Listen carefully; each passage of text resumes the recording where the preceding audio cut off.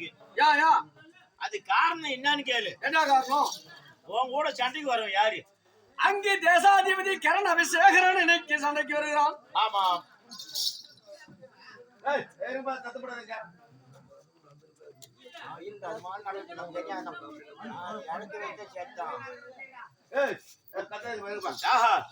ஏன் வரக்கூடாதுன்னு சொல்றேன் தெரியுமா? என்ன காரணம்? அங்கு தேசாதிபதி கர்ணன் மட்டும் இன்னைக்கு சண்டைக்கு வரல.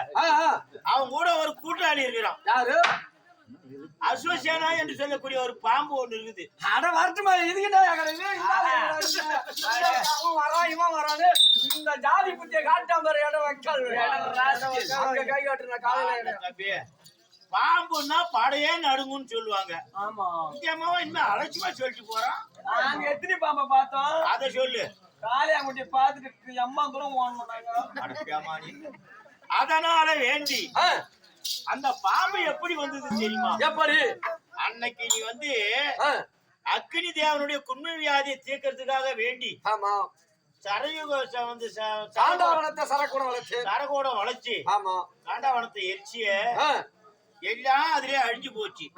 ஆனா அஸ்வசேனா என்று சொல்லக்கூடிய ஒரு பாம்பு மட்டும் தப்பிச்சு வெளியே ஓடியாந்து ஓடி அந்த உடனே நீ என்ன பண்ண? எப்படி இருந்தாலும் இந்த பாம்பை அடிச்சு தீர்த்துடணும் அப்படின்னு வாழாயத்தை அப்படி உருவி அதை அடிச்சே தலை மேல அடிப்படல. அது வாழை ஜான் நீட்டு வாழை அறுத்துன்னு ஓடி போச்சு. வால் வரைக்கும் துண்டாக அறுபட்டு வைந்தது. ஆமா, அதுதான் பெருமை சொல்லுவாங்க. நல்ல பாம்பு மட்டும் அடிச்சு விடக்கூடாதான். அடிச்சா சுத்தமா சாவ அடிச்சு போட்டு கொளுத்திட்டு கொஞ்சம் பால் ஊத்திடணும். அப்படி இல்லைன்னா கருப்பத்தை ஏற்றி காட்டினா அது மாடு வந்து போய் நேர்ந்துரும். ஓஹோ, அன்னைக்கு அடிச்சு விட்டுட்டியா? அது அங்கிருந்து வெளியே வருது. இந்த அர்ஜுனுக்கு யார் எதிரி? இந்த அர்ஜுனுக்கு யார் எதிரி அப்படின்னு கேட்டு வெளியே வருது. வெளியே வந்த போது அந்த நேரம் பார்த்து இந்த கர்ணராதான் ஓட்டு போனானே இல்லையா? எங்கடா அந்த பாம்பு பேசுது சொல்லி ராத்தை நிறுத்தி கீழே இறங்கி அந்த பாம்பை தூக்கி கையில வச்சுக்கின்னு அந்த அர்ஜுன தேவடியா பையனுக்கு நான் தான் எதிரின்னா அவனே சொல்லட்டாலும் இந்த இடம் வைக்காத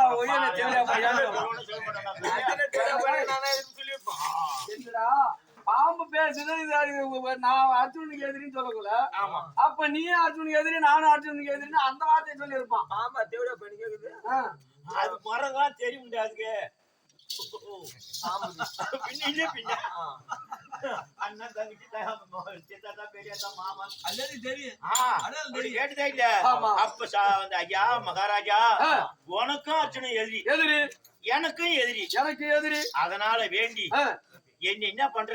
நான் காட்டுல மோட்டர்ல சுத்தி கிடக்குறேனே இல்ல, யாரே இல்லாத லோல் போட்டு நொங்க கிடக்குறேன். என்ன தூக்கிட்டு போய் ஒரு நாளைக்கு 60 பொருட்கள் பாலை கொடுத்து 3 வேளைக்கு 60 பொருட்கள் பால். ஆமா, பொருட்கள்னா என்ன தெரியுமா? இந்த எண்ணெய் தேய்ச்சினாங்கள கிண்ணம் அவ்வளவு பெருசு. ஆமா, அது பொன்னால செய்யப்பட்டது.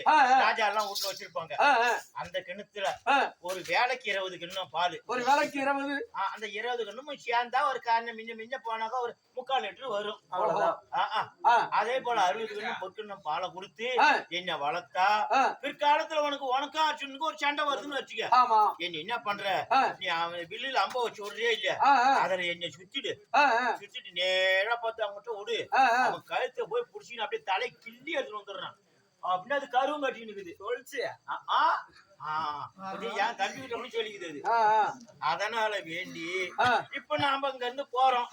நீ என்ன பண்ண? நான் வந்து கடவாளத்தை புடிச்சுக்கின்னு உட்காந்து இருப்பேன். நீ மைசூர் மகாராஜாட்டம் ஏறி உட்காந்துக்க. நல்லா கேட்டுதானே இருக்கீங்க. மைசூர் மகாராஜா அந்த இடம் வைக்கால சொல்றானு வண்டி ஓட்ட வந்த ஆள் எழுந்திருப்பான். குதிரை கடவாளத்துல தான் முடிச்சிருக்கணும். நான் வந்தா அதுல நான் தேர்தட்டில் அமர்றாலும் நான் மேலதான் உட்காந்துருப்பேன். அப்பெல்லாம் கொஞ்சம் பார்த்தா எப்படி தெரியுமா இருக்கும்? எப்படி இருக்கும்? இந்த சக்கிலி விட்டு நாய் முக்காலி மலையான் மாதிரி இருக்கும்.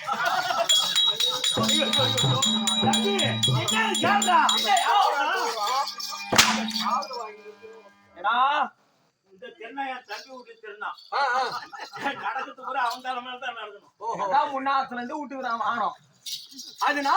அதனால அங்க இருந்து வருதே இல்ல. அது என்ன பண்ணும்?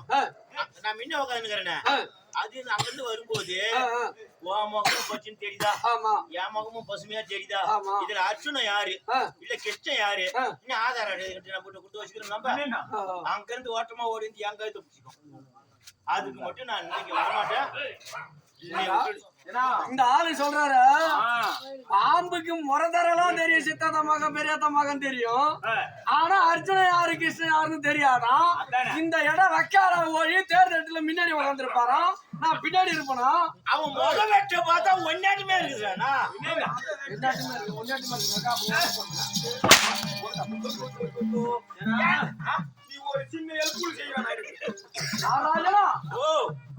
இப்ப அந்த பாம்புக்காக தான் நீ வர மாட்டேன்றியா? இந்த ஆளு என்ன ஆளு?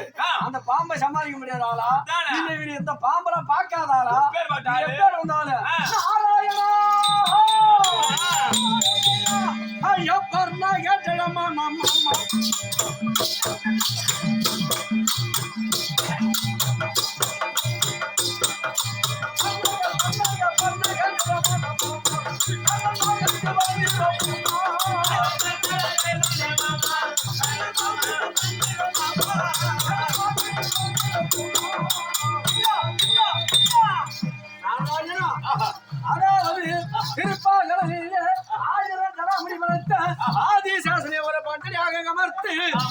ஆதிசேஷனுக்கு மேலே நித்திரை செய்து கொண்டிருக்கிறார். அந்த 1000 தடா முடித்த படத்தை பாம்பு ஒண்ணி ஒண்ணும் பண்ணாது.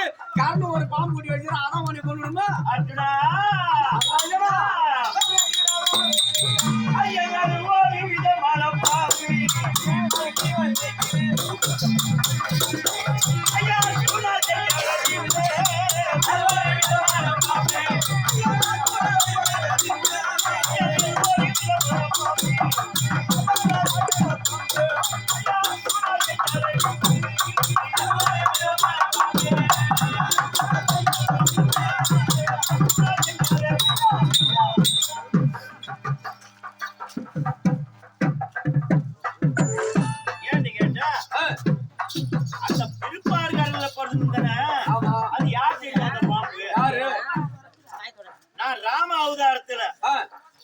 என் தம்பி லட்சுமணா வந்து பாம்பா வந்துட்டான்.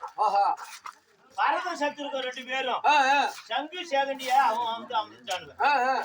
அப்ப சொந்தக்கார பாம்பு அது. இப்ப இங்க இருக்கிறது காட்டுல கிட்ட கிடக்குற பாம்பு. இது கட்சியா விஷம் ஏறும். ராமதாஸ் பாம்புல கூட சொந்தக்கார பாம்பு இறகார பாம்பு இருக்குதா?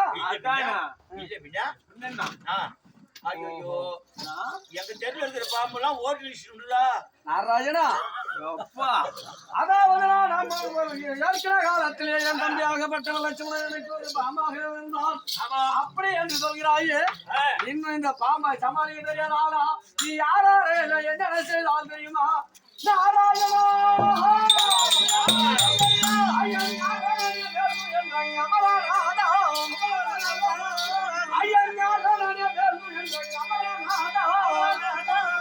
அந்த மகன் கொண்ட இரணியனை மகனாய் கொண்டாய்.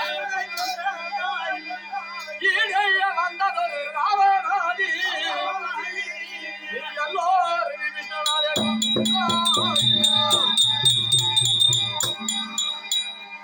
இந்த நாடார வந்த எங்கள் மைந்தன் தன்னை, இந்த நாடார வந்த எங்கள் மைந்தன் தன்னை நீ நலமனதை கூட இருந்து நீயோ குறுமுறைய வார்த்தை பேசிக் கொண்ட மாமா